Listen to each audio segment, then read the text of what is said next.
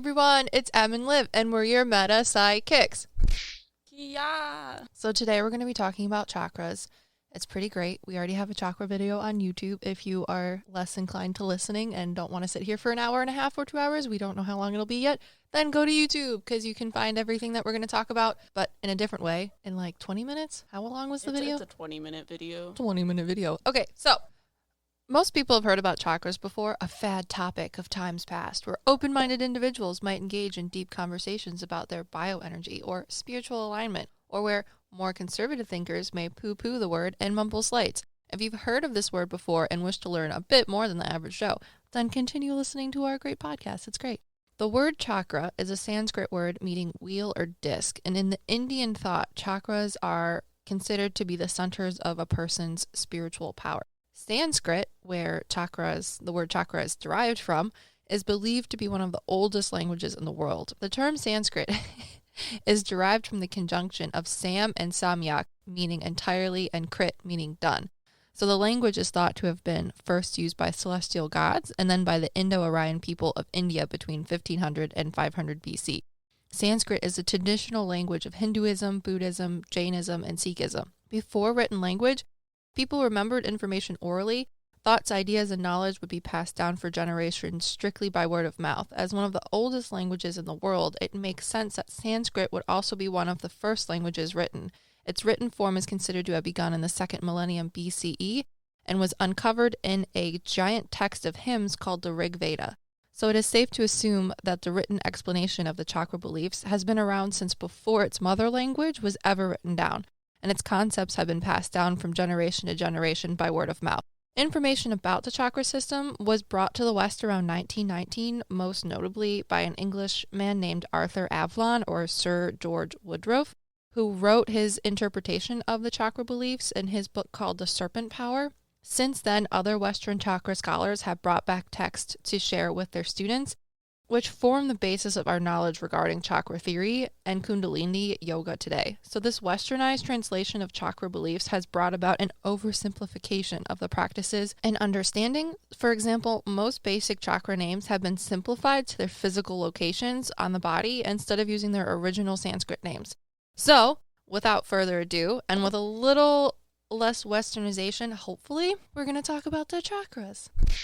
There are 8 main chakras in the human body that are positioned along the spine in varying degrees from each other. Depending on the text you are reading, native or Western, there are a multitude of peripheral chakras as well located all throughout the body. Chakras are linked to biological structures such as nerve centers, major organs, and glands, and each chakra is believed to correlate with different abilities, expressions, functions of health, and psychological states of mind. In order to influence these physical attributes, the chakras can be strengthened through different physical and mental practices, but must be built upon, like a spire. Yeah, I didn't know.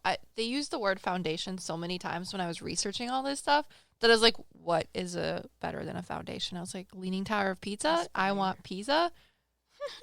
Spires.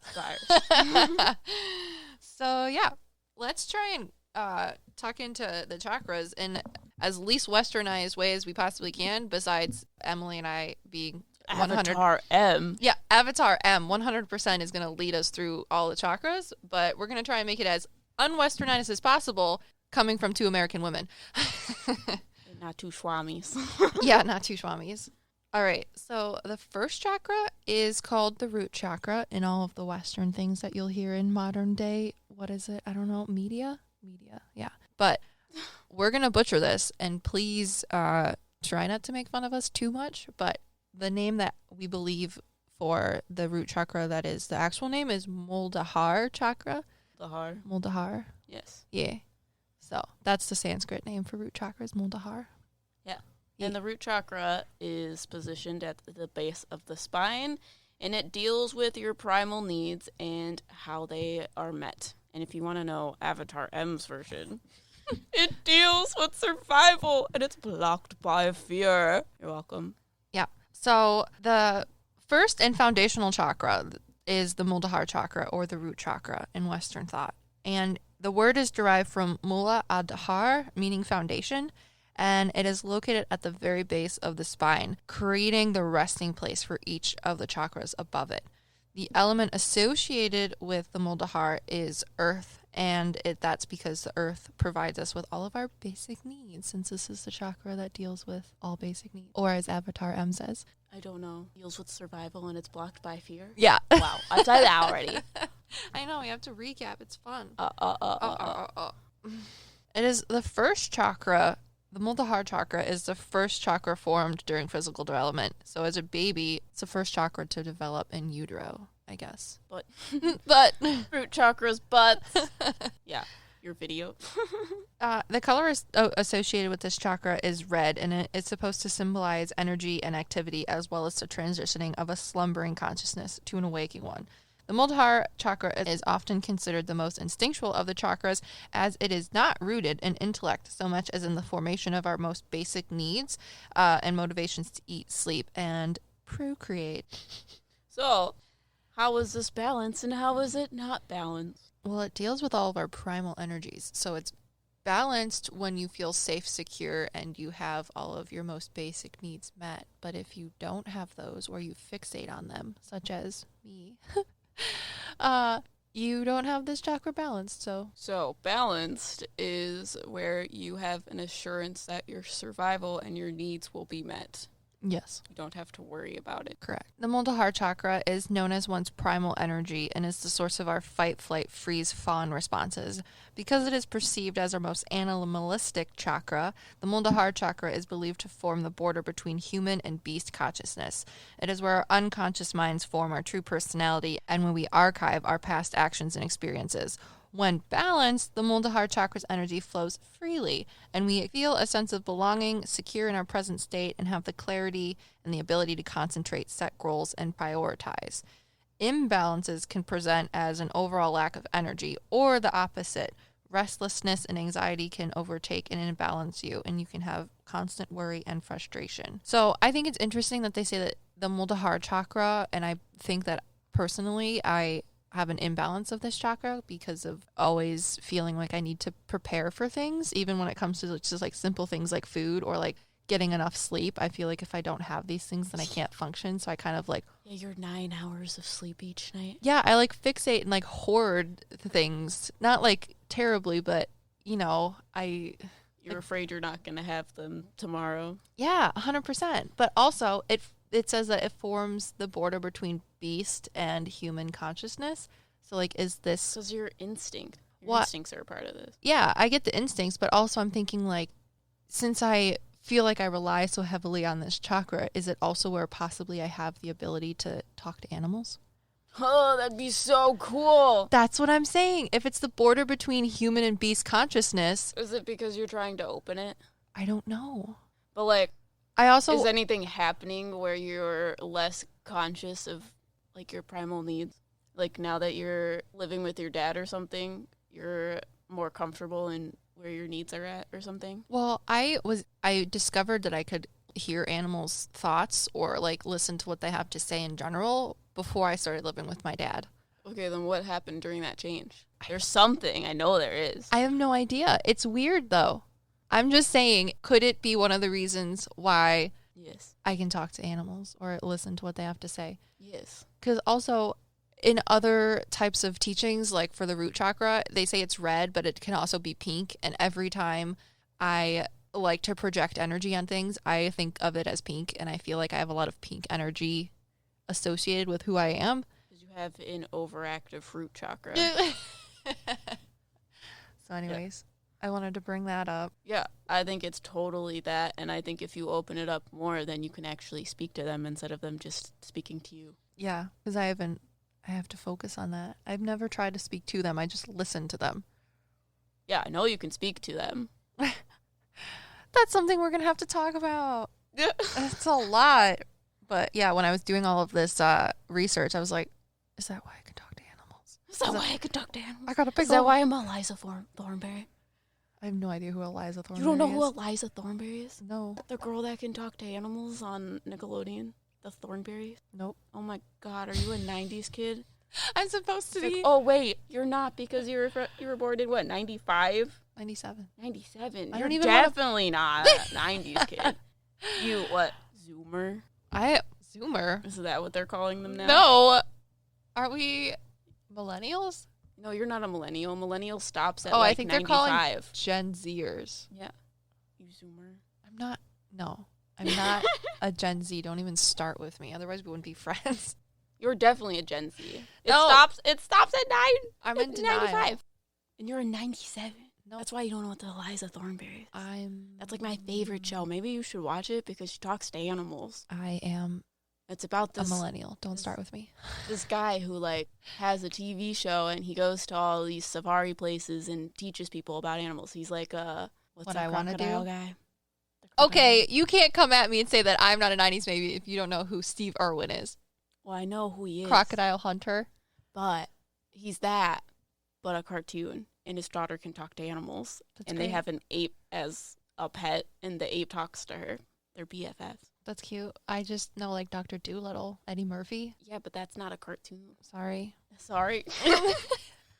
Okay. All right, we're done with this. Well, actually, we're not done with this. We're going to talk about its mantra. Its mantra is Lam, and mantras, if you don't know, are like the natural frequency of the chakra, right? Yes, it is the frequency that's supposed to raise the vibrations of the chakra to help it become aligned. So mantras are like things, they're like hymns kind of. But so is that what prana is? That's the energy moving through you through sound or something? Maybe. Well, I like how you are asking me these questions like I'm an expert, but actually this is... You researched it. I did research it. I read one thing about prana that says it's the life force. Yeah. I didn't try to figure out what prana or karma was when I was doing these things, because if I did, I would have gone down a huge rabbit hole and never have gotten any of the research actually completed. Because karma is related to a lot of different religions, and when you're a Catholic girl, you have to learn about the religion class. I've had many of those. You learn about karma in Hinduism and Buddhism. That's great. I had a world religions class, and I learned about African religions, and it was great too. Yeah, that's part of it too. The only thing I learned from religions class is that all religions are basically the same. They're just different representations of each other in different ways. That's it. When you learn it from a Catholic perspective, it's very much like, these are what other people believe, but we don't believe it because of this. Interesting. But when I went to college, they were like, people believe in religion to make them feel more comfortable. I also learned that all religions are a cult, and if you don't think your religion's a cult, then you're wrong. Well, obviously. That's all I know. Sorry, we just lost all of our viewers, and we only had one. They're all gone. Bye. Please unsubscribe to this podcast now. No, please don't. Come back. We're just kidding. Come back. Okay, so now we are climbing the spine, and we have, and I'm going to butcher this. Let's talk about the Western name of the sacral chakra. We're on the sacral chakra. The sacral chakra. And the Sanskrit word is, and please correct me, but not meanly, Swadisthana. Swadhisthana chakra. Swadhisthana. Yeah. Okay. The sacral chakra is located 3 centimeters above the root chakra and the pleasure one. So it deals with pleasure and it's blocked by shame. I said by Avatar M. Yeah. So the next chakra up is the Swadhisthana chakra, and its Sanskrit derivation comes from sva, meaning self, and sthana, meaning place, seat, or residence. This chakra is located approximately 3 centimeters above the Muladhara chakra. It marks the second level of chakra development. It is the base of human subconsciousness formed in the womb, marking the beginning of personal existence and where all life experiences and impressions will be stored. The Swadhisthana chakra has the ability to bring clarity regarding the development of an individual personality. And an individual's personality is unlocked by removing negative qualities of the conscious mind. The chakra's symbolic picture is built upon a lotus with 6 petals representing the negative qualities of anger, hatred, jealousy, cruelty, desire, and pride. The element associated with the Swadhisthana is water, which represents hidden danger. Just as water may be manipulated positively, it can also hold immense and unpredictable power, just like unchecked emotions can. When they rush to the surface of a consciousness without regard, it can result in creating an unbalanced being in surroundings. Its color is orange and is symbolic of the sunrise, depicting a rising level of consciousness. And orange represents activity, purity, and the positive qualities gained from this chakra, being joy, self-confidence, and faith. And its mantra is Vam. Yeah. So what? Going back, the root chakra is where all of your base needs need to be met in order to move to this chakra. And you have to be secure in your most basic primal needs. But it's also where your base personality. Yeah. And It's your like next chakra, your sacral chakra, is your emotion. Yeah. I think it's interesting, though, where the root chakra is where you as a person in a primal sense exists in personality. But once you get to this chakra, it's where you can kind of develop your own personality by either succumbing to bad and negative emotions, such as the anger and jealousy and the lotus petal 6 things, or you can try to overcome them and develop who you are in your own way. Yeah. You're like, we're not going to have any conversation. I have so many things to do right now. Stop talking. No, you just say so many things. Isn't this one a lot of people on the internet say it has to do with your sexual energy because it's in that area?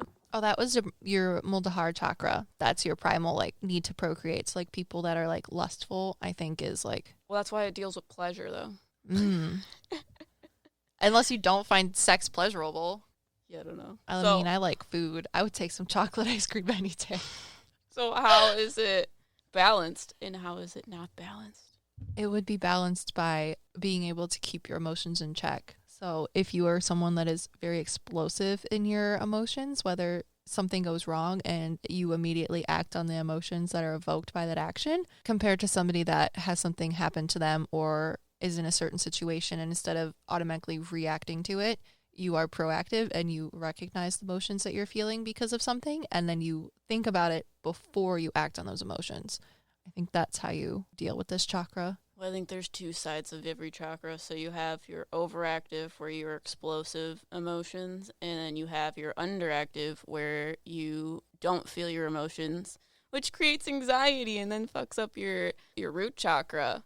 But from what I have seen, you have to express your emotions fully, but also in a non-toxic way. So not explosive, but also you have to express your emotions fully. Not internalize them. Yeah.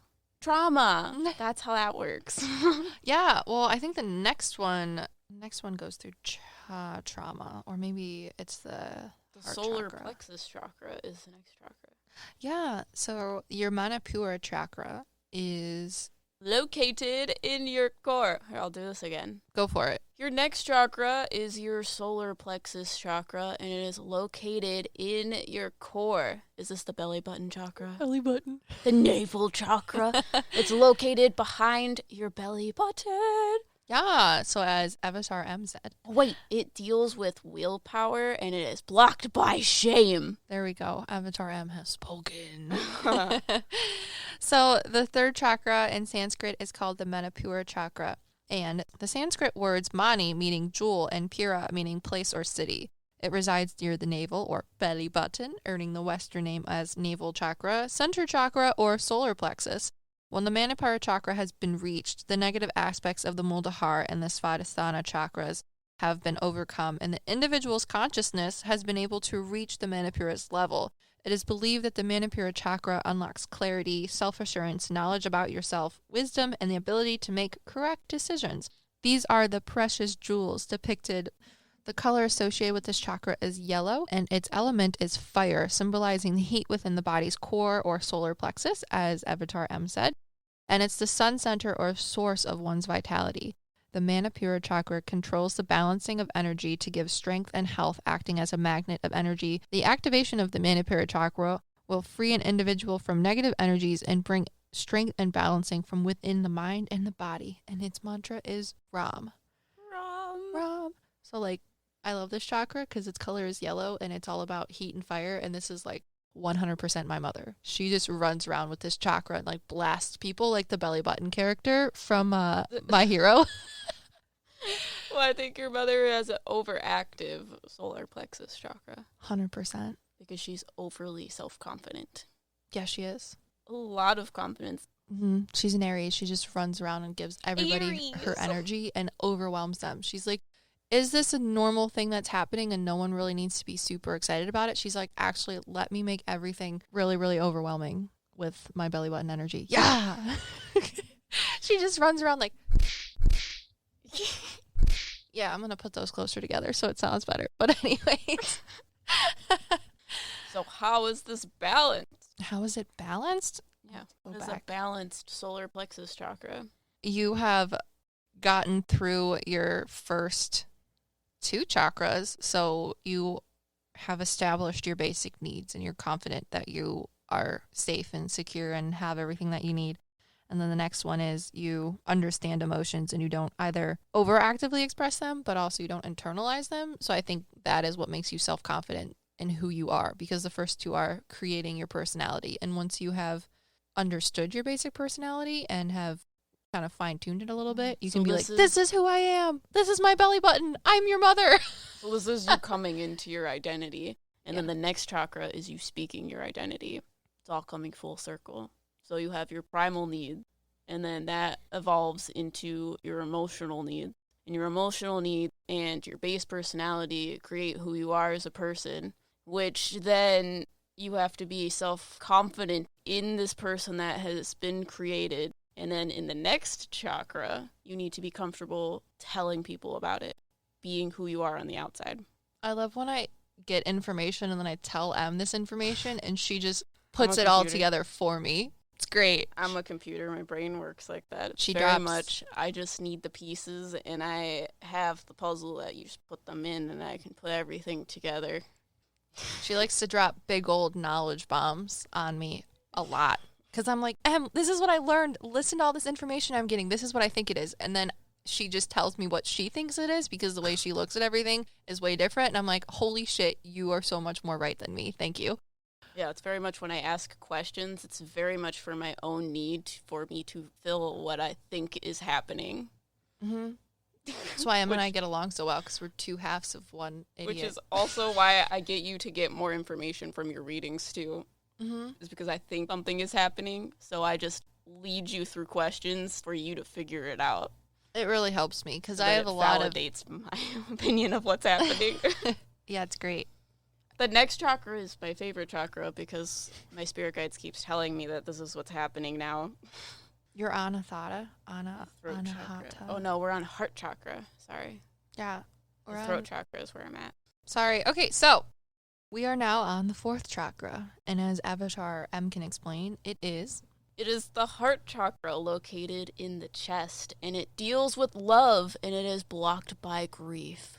So the 4th chakra in non-westernized thinking is called the Anahata chakra. It is derived from the Sanskrit phrase Anahata nada, meaning eternal sound.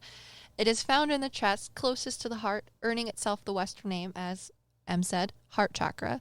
This chakra is rooted in the pureness of one's heart through thoughts, actions, and intentions. When an individual has been able to work through the first 3 chakras, raising the individual's consciousness to the Anahata chakra, this may bring about divine qualities of the heart, such as peace, harmony, bliss, understanding, love, empathy, compassion, kindness, and forgiveness. The Anahata chakra's color is light blue, the color of the sky, and its element is air. Air represents freedom and expansion, the ability of our consciousness to expand infinitely. It is believed that the Anahata is the birthplace of poesy, the talents of a poet or author. And it is also said that Sankalpa Shakti is a power that may arise with the energization of this chakra. It is the power to fulfill desires within the heart. The purer one's Anahata chakra, the more swiftly desire will be fulfilled. And its mantra is Yam. Yams. So the Anahata chakra, it is known as the seat of the divine self, or Atma. In its symbolic picture, there is a lotus with 12 petals, and these represent the divine qualities of the heart, such as bliss, peace, harmony, love, empathy, understanding, clarity, purity, union, compassion, kindness, and forgiveness. And it's the center of emotions and feelings. So for this chakra, it is said that you realize that knowledge and wisdom is realized in all actions, which is mind-blowing to me, because this is where you get a understanding of the separation between empathy and sympathy. And a lot of people use these words interchangeably, and they need to understand that they're so different.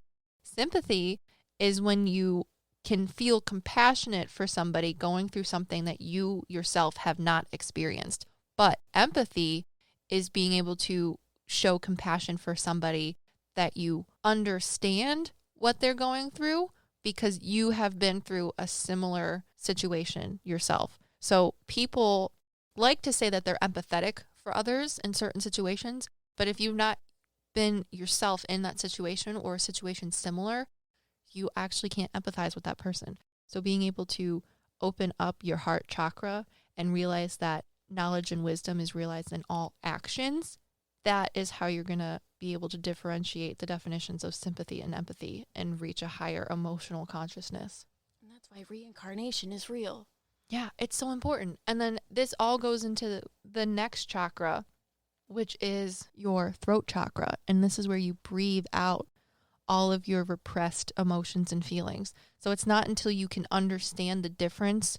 You can understand your emotions and then empathize with other people's emotions in order to breathe out and fully come into yourself as a person and speak your truth. Yes, thank you, Em. So the throat chakra is all about going through repressed actions and feelings and dealing with them. And I don't think that people could actually go through your repressed actions and feelings, the ones that you've pushed down because they're traumatizing or what have you, to realize and understand that these things happen to you for a reason and you need to move past them because now you have the understanding of empathy and sympathy and can move past the things that you've pushed down. Yeah, this through is breath. weird, but it's like the steps in AA. Once you have like gone through all of the emotional stuff, they tell you to help someone else in the same situation. And that not only helps that person, but it helps you deal with your own emotions because you found someone that's going through the same thing. So you can see the whole picture from outside of what's happening. So it's more like simplified versus what you think is so complex and you focus on one thing, but it's a whole picture. Yes. Yeah. Again, people taking things that aren't physical that you can understand and making them physical because it's easier for us to understand them. Yeah. Yeah. So we have to point out that in a lot of the Western things that you can find on chakras, so Western teachings, this chakra is supposed to be green, I guess. And it deals with the earth. People say that it's like the earth is one big heart chakra. And I think it's because you put your love towards nature or whatever. But it doesn't make sense because it's a physical object. Yeah. And love is not. So a lot of the things that I've learned as a medium is that people in the physical world love to associate everything, absolutely everything, with something physical. And if they can't associate something that they feel or know with something that's physically attainable, it's hard for us to conceptualize it. So I think it's interesting that we found this chakra, and in Western thought, it's, like Em said, associated with green and the earth, but that's like the Muladhara chakra. So I don't understand why they're going almost backwards. So if it's your heart and it deals with love, it makes sense that it should be blue as the sky because love is infinite and always expanding. Love is in the air. In the air. I can smell it. So much pun. I can't get over it. So yeah, I like this one. I think it's really cute and it's easier for me to say. Maybe Anahata chakra. Anahata chakra. It's great. I like Sanskrit. It makes me happy. Love is one of the only things that humans can understand as eternal. So people who have this balanced understand that when someone is gone, that they aren't really gone. They're always with you because love can never stop. You can never stop love.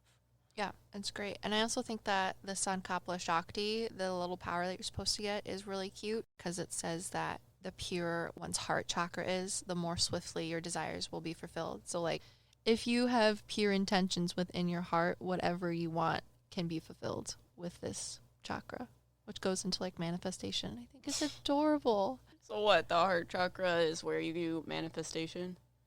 Did we just uncover something? Well, is it?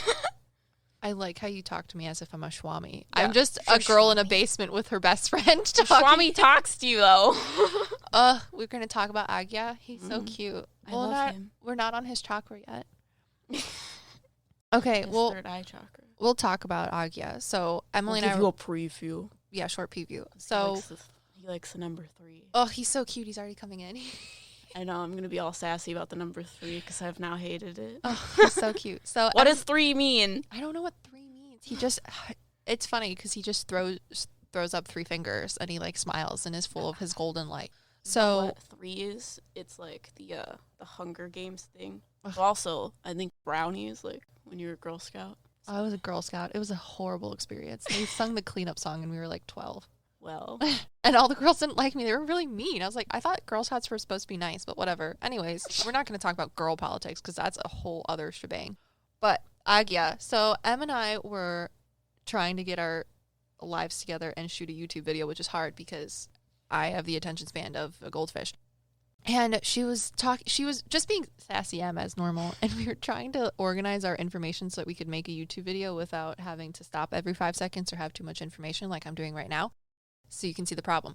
And she said something about a Swami. Yeah, no, you were like, well, I'm not a Swami, so I can't give you all of the answers. And I was like, but you can talk to a Swami. And then he showed up. And then this old Indian man, and I know a whole bunch of people that probably don't like what I do or believe in what I do will give me flack for it, but whatever, I'm just going to run with it because it makes me feel better. That's what this whole podcast and YouTube video stuff is about. Anyways, he comes in and he's just like bouncing around and I was like, oh my God, Em, why do you have to start these things? And it's funny because when I do readings, it's usually when somebody verbally acknowledges something that's happening is when it's like the Bugs Bunny line is crossed and these spirits step over and they're like, I'm here because someone acknowledged me. Yeah. And I was like, I don't have time to deal with this. So I just like do that a lot to you. Yeah, all the time. Yeah, because I'm like, thoughts. I have too many thoughts. I need to validate my thoughts so that I can have more thoughts. Yeah, and when your friend's a mental medium and everything just comes in as thoughts is great because Emily's like, do you see this line? You can't cross this line. She's literally like Bugs Bunny with all of this medium stuff that happens. Too many thoughts. I need all of the knowledge. So anyways, this little cute Swami man pops in and he literally is just covered in orange, golden, and white light. Like everything behind him is just orange, happy, warmth light. And I was like, okay, well, we have to shoot a YouTube video. I don't have time for this. Em's just messing with me, and so is Spirit, because they think that they're funny. So I pushed it away, kind of put up my barriers, and was like, we're going to make this YouTube video. Let's make it happen. Well, we also have a blog that you can find on www.metapsychics.com. And I had to write this chakra blog. So I'm going through each chakra, and once I get to the third eye chakra, which in Indian thought is called the Agya chakra, Agya, he pops in. And I'm like, okay, so this isn't just my imagination. This is somebody that wants to actually talk to us. And since he has popped in on the third eye chakra and has kind of been like, I think he's kind of our spirit guide for this podcast, which makes me really happy. For our company. Yeah. He's so sweet. He is so cute. He literally just has like the sweetest little smile, and he's told me that he lived around 1725 or 1735 in India, and he was practicing chakra beliefs, and he lived with like 10-ish men, I believe. So it wasn't entirely like a temple that he lived in, but he did have his own little group of people that he lived with while he was here. I do believe he had a family at some point too, but that was before he was with friends. Now I'm talking. But anyways, to you. Yeah, he's showing me things. But he's like going like this with his hands, like shoo shoo shoo, like it's not a big deal. Like you don't really have to talk about me. But yeah. So anyways, since I don't know what his name is, and Em and I don't know what his name is, we have named him Agya, because that's the chakra he popped in when I was writing. So he's super cute. He's kind of our mascot. Please don't hate. So yeah. What chakra are we on now? The fifth chakra? We're on the throat chakra. So now we're on the fifth chakra, and Avatar Em is going to let you know what it's about. The next chakra is the throat chakra, and it is located, obviously, in the throat. And it deals with truth, and it is blocked by the lies we tell ourselves. So this is Liv. Oh, thanks. Okay, so the fifth chakra, I also like this name, is Vishuddha, and is situated in the throat, thus earning it the westernized name of the throat chakra, as Avatar M has shared. Its name is created from the Sanskrit conjunction of Visha, meaning poison, and Suddhi, meaning purify. Once the previous 4 chakras have been aligned, the Vishuddha is energized through breathing or breath. It is believed that all swallowed or repressed thoughts and feelings and actions are kept in the subconscious, creating a poisonous influence on the body and mind. So through breathing and meditation, those repressed influences can be purified, or at least dealt with. I feel like this is where a lot of the suppression of emotions comes into, but it's not even just the suppression of emotions, it's the suppression of identity. identity and the actions and things that have happened to you that have created those motions, which goes into the more chakras that we're going to talk about. This is literally what I'm going through now. Well, okay. I'm going through a spiritual awakening, which I feel dumb talking about every time I talk about it. But essentially, I had to go through the anxiety crap because I have a lot of anxiety. But now I'm at the truth chakra because one of my coping mechanisms of my trauma is to hide who I am and essentially reflect personalities that I think people want back to them, which is totally out of balance with the throat chakra. So essentially what you need to be in the throat chakra is you need to be fully self-confident with the solar plexus chakra in your own identity to start telling people about it or to start being comfortable with people knowing who you are. So you have to be confident that when you give your identity to someone, that even if they don't accept it, you accept it as yourself. So you don't alter your personality or to make someone else like you. Ugh, you're so beautiful. Yeah, that's what I'm doing in the spirit guide video, which is coming out soon, where I literally just tell people things that I've never told anyone publicly on the internet. And it's great. That's what all our YouTube and like podcast stuff is about. Awesome. Yeah, that's what my spirit guides were telling me after you read them, and I was like, you just did this. You just opened this chakra, and I'm like, fuck, I hate you. That's literally all they kept, when I was editing that chakra video, they're like, you did this, remember? And I'm like, stop! That's so funny. So it says, mastering this chakra brings feelings of happiness and freedom and is sometimes said to positively influence one's ability to sing and speak. When the Vishuddha chakra is blocked, individuals may experience anxiety, a feeling of restriction or lack of freedom, and some speech problems, as well as swallowing difficulties on a physical level. The Vishuddha chakra is associated with the color purple, and its mantra is Ham.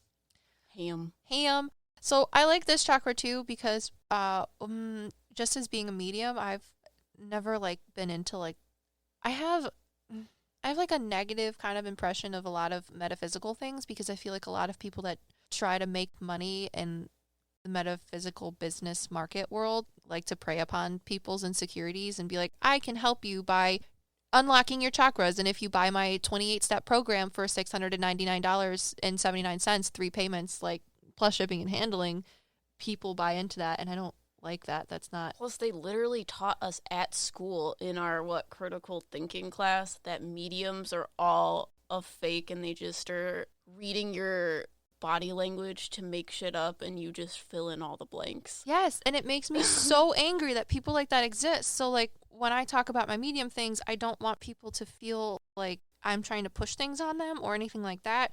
But I've never really gone into it. But as a child, I've always, like, seen and felt energies associated with people and things and stuff like that. When I was feeling overwhelmed or wanted to help other people, I would envision colors around them. Like I said, I like to cover people in like pink a lot because I guess pink. But you're seeing people's auras. Is that what you're talking about? Or you're covering them in colors? Well, I will see people's auras, and this is before I knew that people had auras. I would just see colors, and then when people were like, those are called auras, I was like, interesting. I thought that everyone could see colors on people and like understand how they're feeling, and then take energy from their body and colors and put it around people to make them feel better. Yeah, no. And so shit my medium friend says, wait, everyone can't see colors around people? Or like in our spirit guide video, she's like, wait, people don't know that you can talk to your spirit guides? And I'm just straight up like, people don't know they have spirit guides. Yeah. So all of this stuff that I did as a child or didn't think had like knowledge behind it or an understanding behind it, I just thought was normal. So I like this chakra. I'm getting off topic because ADHD, all the little tiny lines are not connecting and they fizzle out.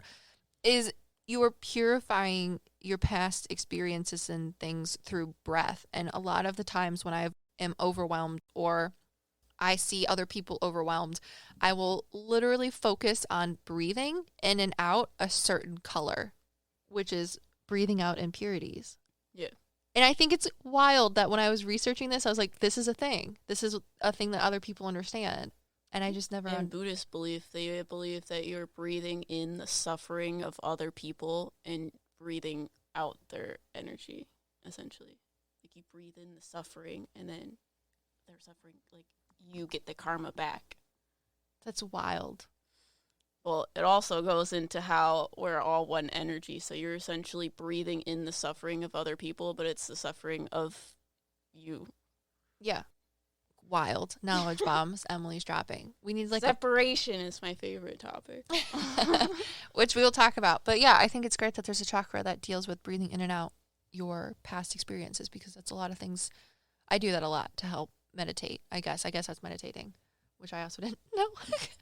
Anyways, okay, so we are moving on to the sixth chakra, and the sixth chakra is going to be sponsored by Avatar M. The next chakra is your third eye chakra, and it is located in the center of the forehead. And its purpose is insight, and it is blocked by illusion. And the biggest illusion is separation. So this is our podcast spirit guides chakra, Agya. The sixth chakra is the Agya chakra and is located in the middle of the forehead and between the eyebrows, thus earning it the westernized name of the third eye chakra. It is believed to be the center of one's peace and clarity and the boundary between the human and divine consciousness. This chakra can be reached once the 5 previous chakras have been raised. This chakra is unlocked when the individual's consciousness can understand that wisdom and knowledge are intertwined in all actions. Its symbolic picture has a lotus with 2 petals to represent that at this level of consciousness, only 2 exist: Atma, meaning self, and Para-Atma, God. The color associated with the chakra is white, and its element is Anupada Tattva, meaning of the mind, and its mantra is Om. Om. I like this chakra too for a couple different reasons. One, so it's interesting that as I was learning these chakra things and doing research, that it says that you have to deal with one chakra and then before you can raise yourself to another chakra. But do you think that you have to, I feel like it would be impossible or almost impossible. I mean, maybe swamis and stuff have done it, yogis, but you can't just master one chakra before you go into the next one, right? Yeah, you need to understand the foundation of the chakra before that in order to fully understand the next.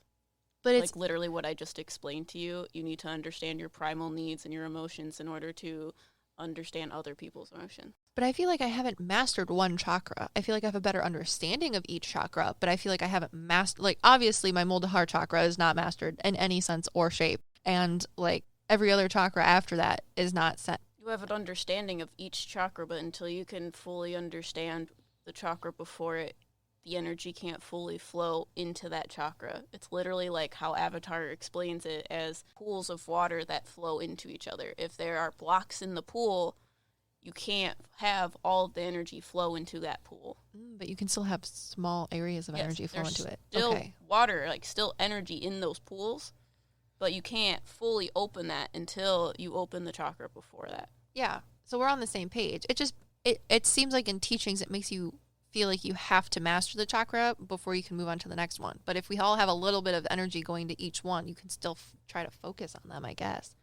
Because you would have to essentially open them constantly. Mm-hmm. Because what you live through your earthly life will change how you feel about each chakra over and over and over and over again. Interesting.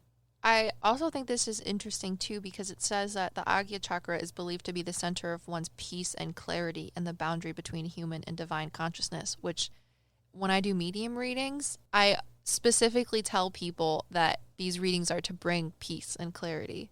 And I'm talking to people that are not in the physical world anymore. So that's the boundary between... It's because of separation. Because there's not separation. You're not necessarily pulling information from another person. You are pulling information from your own consciousness, which is why you can do that. I can't. Do you not think about it like that? No, I think about it as energy is always around and present, and it depends on where it wants to be at a certain moment, but it's always there. Essentially, what we are is energy soup, but when we're in the physical world, we like put glass around us. So we think we are separate from the rest of the energy, but we're not. So you have like a hole in your glass. You have access to the consciousness, which is your own consciousness, which is why you have access to like other people, which is why you have access to, like, things over time. So, like, if you're on remote doing a reading for someone, you don't have to be in the same space because it's the same energy. Yeah. Which is why I talked to my friend's grandpa over the phone, and he's like, let me tell you about this Lego set my friend, or my friend's grandpa likes to talk about him a lot, and it's really cute because my friend is kind of like you. He's very, like, Virgo. I mean, I don't think he's a Virgo. I don't know when his birthday is. I'm a terrible friend. But his grandpa. You don't know what my birthday is. I do. March 26th. Wow. That's the first time you have ever told me when my birthday is. Because literally a month before this year, you're like, I'm going to give you your birthday gift. And I was like, it's February. My birthday is not for another month. And it's funny because I know she's an Aries, and I just don't even register that it would be in March, not February. Like, that's my attention span. Right. Yeah, I bought her a present a month early, and then when it wasn't, I literally set an alarm on my phone to and then be literally felt bad because she couldn't come to my house in February, and I was like, it's cool because my birthday's in March. Because Corona. Yeah. And then when Corona hit, I came to her house and gave her present through her screened window. Yeah. My God. When you have a Leo friend. Yeah. Okay, anyways, so, yeah, I like this chakra. One, because it has our little mascot guy, too, is his name. And it's all about peace and clarity. And, again, that's what being a medium should be about. If you don't know any medium people, or if you do and they're like, I'm a medium, not discounting anybody else's ability, but if they are causing problems, then they're not being super cool. Because, like, okay, so we have Em's friend, we have a mutual friend, and she's super, super great, and her grandpa wanted to talk to her for months and months and months, and let me tell you, trying to tell a spirit not to talk to someone that you're literally in the same room with is really hard, especially when you know the person, and it's not just some, like, random person on the street. Like, I will get people that want to talk to people. I will get spirits that want to talk to people that I'm in Panera, and there's a man sitting in a booth, and his grandmother comes in and wants to talk to him, and I'm like, I can't do that. I'm sorry, please. It's like, can't talk to strangers about ghosts. Freaks him out. Yeah, freaks him out. So having a mutual friend's grandfather want to come in and be like super gushy excited about something that's happening in our friend's life. And she did not necessarily want to have a reading because she thought that somebody in her family that has passed on that's very negative and mean would come in and ruin the reading. And I'm like, that is not what this is about. People that are negative and mean will not come talk to me because the only thing that I bring is peace and clarity. I'm not here to stir up issues or cause problems unless it resolves something or makes you feel better. Like they're not allowed to say anything that the person doesn't need to hear. Exactly. It is only, and again, like Em said, they need to hear something. It's not because they want to hear something. That's not how mediumship works. I'm not here to tell you something that you want. I'm here to tell you something that you need to bring peace and clarity. It's the difference between those people who are fraud mediums and Olivia. You can't just go up to someone and be like, yeah, I can talk to your grandma. That's fine. If your grandma can't talk to you. Yeah. Again, if you come to me and you want a reading and you're like, I want to talk to my Aunt Susie twice removed, I cannot tell you that you're going to talk to your Aunt Susie twice removed. I can't physically be like, hey, Aunt Susie, twice removed, you want to talk, this person wants to talk to you, so start speaking. Not how it works. You get information from people that need to tell you information to make you feel better about your current situation. Again, bringing peace and clarity. Agya. Agya. All right, so. Wait, did we talk about what's balanced and what's unbalanced? Because I don't know that we talked about separation. Because that's all about this chakra. So I guess I kind of explained it with the energy soup, but there is no difference between you and someone else. Like, literally. A lot of people simplify this and say, like in the Avatar, the biggest separation is the 4 nations, and it's actuality that you are all one people, but it's even further than that where you are all the same energy, and we're just different forms of that same energy. Boom. Next chakra. I'm really good at this stuff. I still have to try and wrap my brain around it. And that's funny because I'm a medium. Because you're a medium and you have this open because you could see things. So anyways, moving on, we are now at the 7th chakra. Don't stop listening. There's more than 7 chakras because westernization of chakras has told you that there's only 7. Why? Because this chakra, the actual 7th chakra, is super important. There is 8, but you need to listen to the next one. Without further ado, Well, we don't have this one, so Yeah, Avatar skips this one because everyone does. yeah. Well, Avatar Because M doesn't it's skip it. transparent. This one deals with your mental and physical health, doesn't it? Mm-hmm. Yeah. And it's basically a balance of all of the chakras before you get to your crown chakra. So you need to understand the connection of all of your other 6 chakras in order to get to your crown chakra. So the 7th chakra is known as the Bindu chakra, meaning point or drop in Sanskrit. It is situated beneath the crest of hair at the tip of the head, just above the Agya chakra. It is called the moon chakra, if you want to simplify it from Bindu to moon. It is often overlooked in Western teachings of the 7 main chakras, but it makes sense that if the Muladhara and the Swadisthana chakras are 3 centimeters apart at the foundation of the core chakra alignment, then 2 other chakras, the Bindu and the Agya chakra, are very close together right before an individual can reach enlightenment. So the Bindu chakra is associated with the moon. It aids in physical and mental recuperation and benefits eyesight and the quieting of the mind. This chakra is intertwined with the Manipura chakra because the Bindu chakra is said to drip the nectar of immortality that is caught within the fire of the solar plexus Manipura chakra. Certain meditations are used to catch the nectar within the Vishuddha chakra, which is the throat chakra, to redistribute the Bindu chakra's nectar throughout the body. The color associated with the Bindu chakra is transparent or colorless, and its mantra is Shivuham. And I believe that when I was researching this chakra, it said that one of the gods, I don't think it was Shiva or Vishnu. It's literally the only 2 Buddhist gods that I know. But those are Hindu gods. Hindu, Shiva Buddhist is a Hindu god. I'm sorry. I'm misspeaking. If I'm talking about your religion badly, I apologize. I'm really trying to not be as Western as possible, but also Avatar M. And we're giving you the Western things too, but we're trying. So I think this is a really important chakra. One, because I like the name Bindu, but again, like I said before, it makes sense that if the Swadhisthana chakra, the sacral and the root chakra, are 3 centimeters apart at the very beginning of your path to enlightenment with the chakras, that there would be 2 more chakras that are real close together before you reach enlightenment. And also, because it's like a waveform. The wave goes faster in the middle, and then when it gets to the top and the bottom, it goes slower. It's like an animation. That's Does great. That make sense to you? Yes. It makes so much sense. Literally everything is energy, and everything that's energy is just frequencies of waveforms. Which is why you have mantras to help reach the same frequency. Yeah. Shivuham.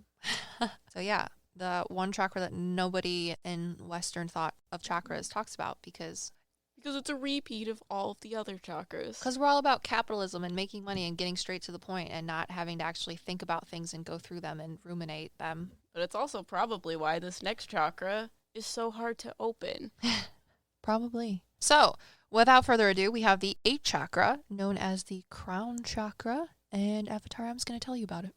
It deals with cosmic energy, and it is blocked by... Oh, God, I forgot it. I got real excited.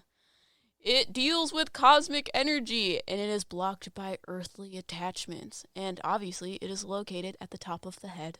Yep. So, it is called...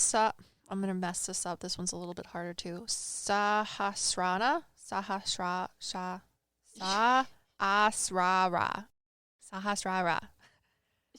Yeah? Yeah.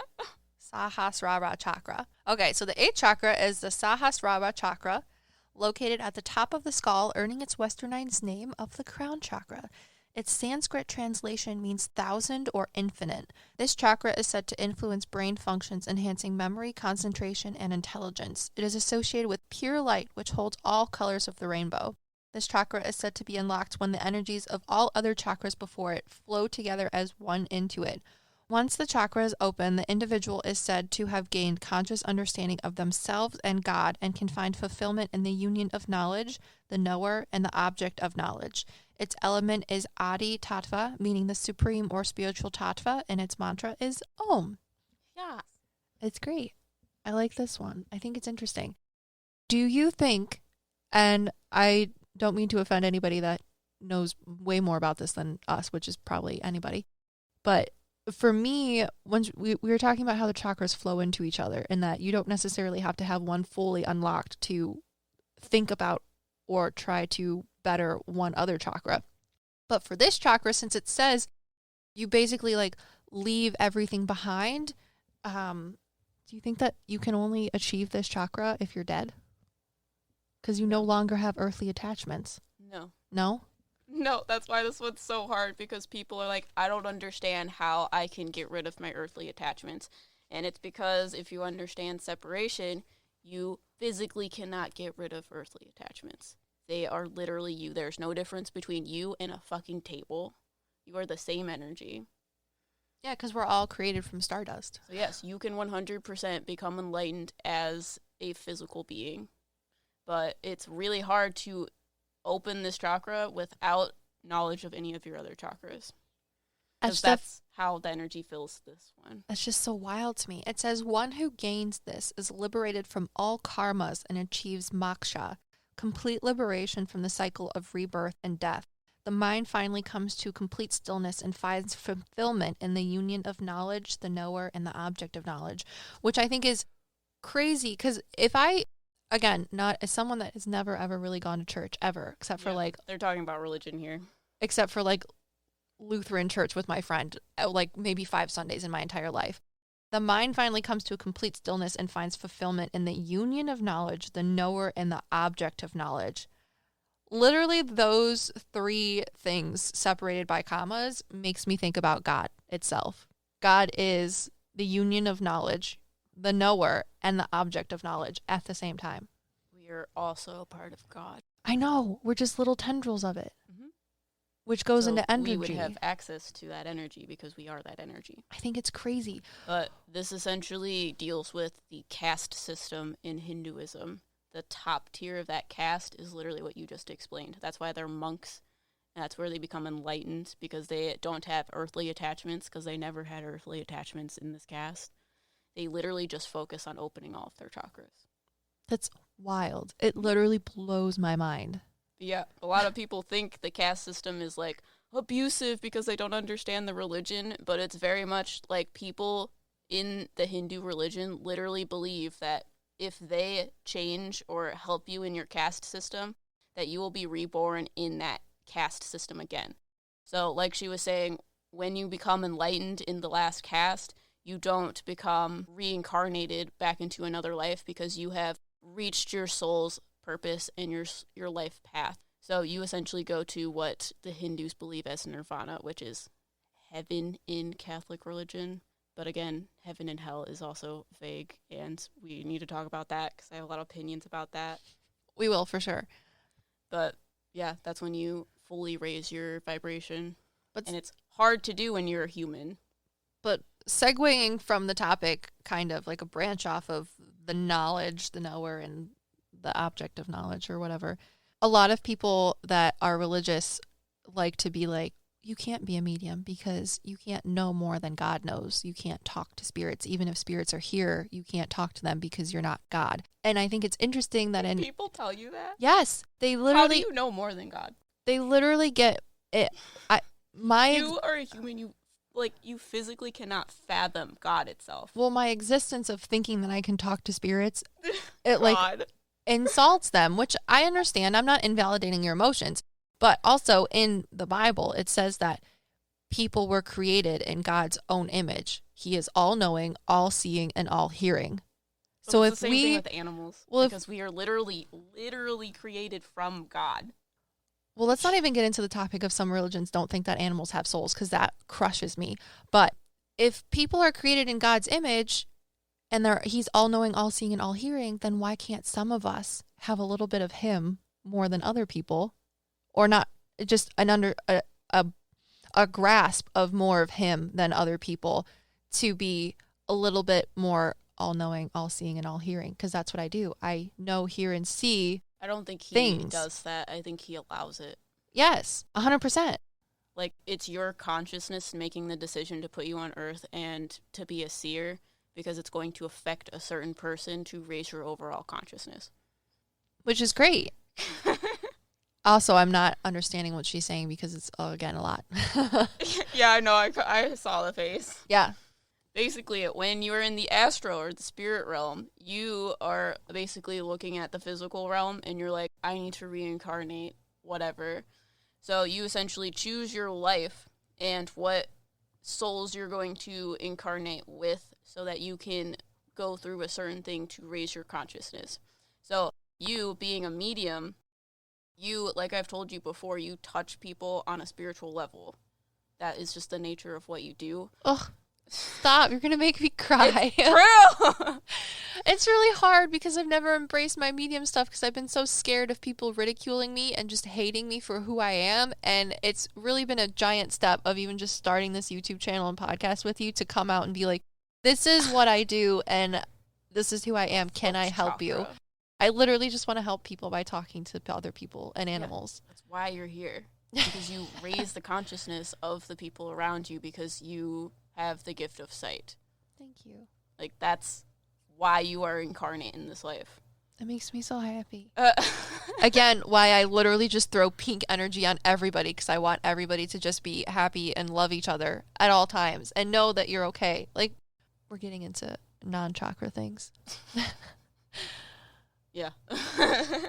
But it also deals with separation and illusion. Yeah. So let's just do a short introduction on the fact that there is something called Maslow's hierarchy of needs, and it is a psychology idea that is taught in schools, whereas a lot of the times chakras and the chakra belief systems are really westernized, made much more palatable for commercialization and simplified for people that don't want to take the time to understand things, which is fine too. If you don't want to take the time to understand things or you want things to be quick and easy, that's cool. But the fact that there are people that are like, chakras don't make any sense and they don't align with my religious beliefs and that's all just mumbo jumbo. There is literally Maslow's hierarchy of needs. Whereas when you look at it, it is an idea psychologically proposed by Abraham Maslow in his 1943 paper, A Theory of Human Motivation, and it was published in the Psychological Review. And this stuff is taught in schools. As a person with a bachelor's in biology, I will tell you that it is something that we have to learn. It is a triangle, and what Maslow did is he put people's human needs into a triangle with the base being basic needs, the middle of the pyramid being psychological needs, and the top pyramid being self-fulfillment needs.